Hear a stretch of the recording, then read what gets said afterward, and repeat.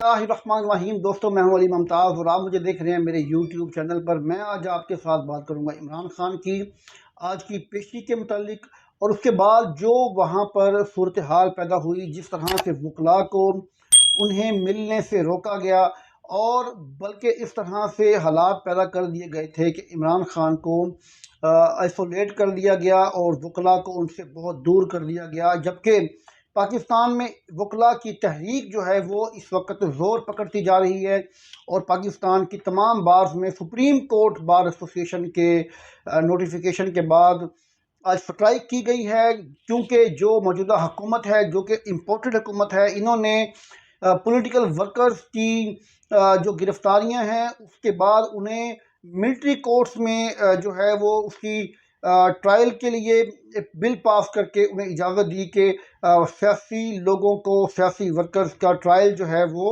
Military courts में किया जाए, जिसके ख़िलाफ़ तमाम पाकिस्तान के वकला इस वक्त सरापा एहतजाज हैं और दूसरी तमाम कम्यूनिटीज़ भी इस चीज़ के ख़िलाफ़ हैं कि किसी सूरत भी आम शहरियों का ट्रायल फ़ौजी अदालतों में नहीं होना चाहिए। यहाँ पर एक दो चीज़ें मैं आपके साथ डिस्कस करूँगा कि जब पाकिस्तान 1947 में आज़ाद हुआ तो उस वक़्त पाकिस्तान की जो हमारी बहुत बड़ी एक स्ट्रेंथ थी, जो मुसलमानों का एक बहुत बड़ा एक काफ़िले थे, वो जब हिंदुस्तान से माइग्रेट करके पाकिस्तान में आए तो वो अपना माल व मता, अपनी जायदादें, अपनी ज़मीनें, अपना पैसा सब कुछ छोड़कर यहाँ तक कि जब उन्होंने आज़ादी हासिल की तो अपनी इज़्ज़तें, अपनी अज़मतें भी लुटाई और आखिरकार पाकिस्तान में आए। लेकिन आज सूरत हाल ये पैदा हो चुकी है कि पाकिस्तानी मुल्क छोड़ रहे हैं और लगभग 10 लाख के करीब पाकिस्तानी शहरी जो हैं वो इसी एक साल में, जो मौजूदा पीडीएम की हुकूमत का साल था, वो पाकिस्तान छोड़कर दूसरे ममालिक में रोज़गार के लिए चले गए हैं और पाकिस्तान को छोड़ गए हैं। आप अंदाज़ा करें कि कितनी बड़ी तादाद में लोग पाकिस्तान को एक साल में छोड़ चुके हैं। और यहाँ पर मैं आपको एक बड़ी इंटरेस्टिंग बात बताऊँ कि आज लोग जायज़ नाजायज़ तरीके से जिस तरह से भी पाकिस्तान से निकला जाए वो निकलने के लिए तैयार हैं और इस अमल में वो अपनी जानें भी कुर्बान कर रहे हैं। आज 350 से 400 के करीब पाकिस्तानी जिस तरह से लुक़मा अजल बने और जिस तरह से डूब कर मर गए यूनान में और उनकी कश्ती डुबोई गई, ये कोई प्लानिंग के तहत है या क्या है? क्योंकि जो ऐनी शाहिदीन हैं वो बयान दे रहे हैं कि कोई भी उन्हें बचाने के लिए नहीं आया, जबकि हेलीकॉप्टर्स जो हैं वो हवा में उड़ रहे थे। करीब तरीन वहाँ पर शिप्स थीं जो इन्हें बचा सकती थी, लेकिन हुकूमती नाअहली की वजह से यूनानी हुकूमत का ये प्लान था कि इन्हें मरना चाहिए ताकि आइंदा कोई लोग जो हैं इस तरह से माइग्रेट ना करें, यहाँ से दूसरे मुल्कों में ना जाएं। तो ये सूरत हाल पैदा कर दी गई है आज पाकिस्तान के लिए कि लोग वहाँ से मुल्क छोड़कर दूसरे मुल्कों में जाने के लिए तैयार हैं, यहाँ तक कि वो अपनी जान को हथेली पर रख कर भी दूसरे मुल्कों में जाने के लिए तैयार होते हैं। ये मौजूदा सूरत हाल देख कर अगर हम अंदाज़ा लगाएं, वो ममालिक जो हमसे बाद में आज़ाद हुए, जिसमें जो हमसे ही टूटा हुआ एक मुल्क जो 1971 में हमसे अलग हुआ था, बांग्लादेश, उसकी सूरत हाल मैं आपको अभी दिखाता हूँ लाइव।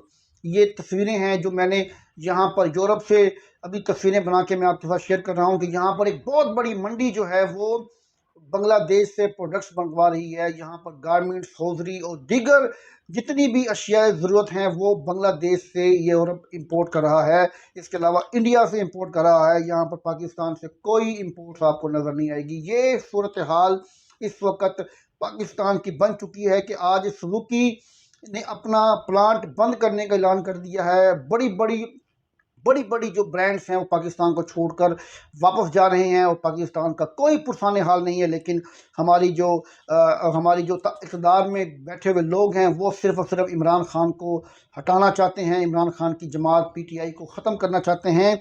इसके अलावा उनके पास कोई और तरीक़ाकार नहीं है। मैं ये यहाँ सवाल करता हूँ आप तमाम दोस्तों की तवज्जो से कि अगर दोबारा खुदा ना खास्ता यही पीडीएम की हुकूमत आ भी गई तो क्या ऐसा ये करेंगे कि मुल्क तरक्की करे? जो ये अब इनकी 13 जमातों की हुकूमत मिलकर नहीं कर सकी, आने वाले 5 साल में अगर इनको हुकूमत दे भी दी तो क्या करेंगे ऐसा जो अब नहीं कर पा रहे और बाद में कर लेंगे? ये सिर्फ इमरान खान से छुटकारा हासिल करना चाहते हैं। लेकिन इमरान खान के साथ अल्लाह की ताकत है, अल्लाह की ज़ात इमरान खान के साथ है। लोगों के दिलों में बसता है इमरान खान, और इमरान खान को हराना, इमरान खान को ख़त्म करना इनके बस की बात नहीं है, क्योंकि इमरान खान जो है वो लोगों के दिलों की धड़कन बन चुके हैं, और इमरान खान को किसी भी तौर पर लोग छोड़ने के लिए तैयार नहीं हैं। वो दिलों में बसता है और इसका वो इजहार अपने वोट से करेंगे।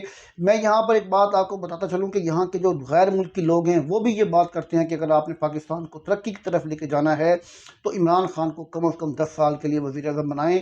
वो आपके मुल्क को तरक्की याफ्ता मुल्कों में की फहरिस्त में लेकर आने की सलाहियत रखता है। यहाँ पर 9 मई का बहाना बनाकर पाकिस्तान तहरीक इंसाफ को ख़त्म करने का जो काम शुरू किया हुआ है, मैं 9 मई के वाक़यात की पुरज़ोर मज़म्मत भी करता हूँ और दुआ गो हूँ कि अल्लाह ताला 9 मई का वाक़या जिन्होंने डिज़ाइन किया, जो इसके पीछे मुहर्रिकात हैं, जो ताकतें हैं, अल्लाह ताला उनको निस्तो नबूद करे और उनको बर्बाद करे। जिन्होंने पाकिस्तान के आर्मी के बड़े बड़े अमलाक पे हमला किया, जो इसके मास्टरमाइंड लोग हैं, अल्लाह ताला उनको बेनकाब करे, उनको बर्बाद करे।